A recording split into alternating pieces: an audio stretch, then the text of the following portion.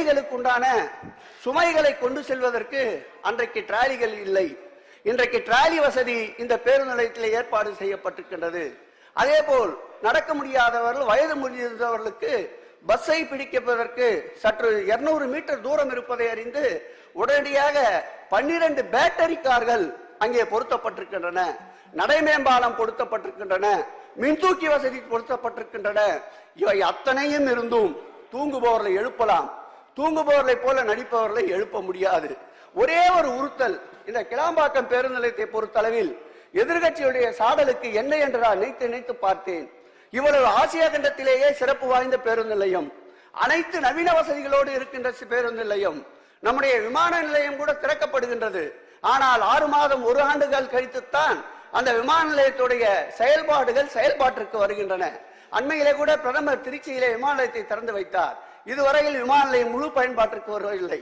ஆனால் நம்முடைய திராவிட மாடல் ஆட்சியிலே மாண்புமிகு தமிழக முதல்வர் அவர்கள் சொல்வதை செய்வார், செய்வதை சொல்வார் என்பதற்கு ஒரு எடுத்துக்காட்டாக இன்றைக்கு கிளாம்பாக்கம் பேருந்து நிலையம் அமைந்திருக்கின்றது.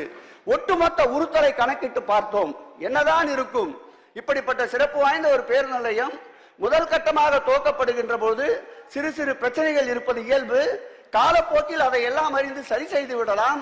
ஆனால் இப்படி தொடர்ந்து புகார் கூறுறாள் என்று சிந்தித்து பார்க்கின்ற பொழுது என்னுடைய சிந்தைக்கு வருவதெல்லாம் தலைவர் கலைஞர் 100 பேருந்து நிலையம் என்று வைத்ததால் தான் இந்த அவதூறுகளை தொடர்ந்து மனமில்லாதவர்கள் பரப்பி வருகிறாள் என்பதை நான் இங்கே கோடிட்டு காட்டி, கிளாம்பாக்கம் பேருந்து நிலையத்தில் இன்னும் தேவைப்படுகின்ற அனைத்து அடிப்படை வசதிகளையும் நிறைவு செய்கின்ற வகையில் பல்வேறு மாற்றங்களை இந்த 45 நாட்களிலே கிளாம்பாக்கம் பேருந்து நிலையத்தில் கொண்டு வந்திருக்கின்றோம்.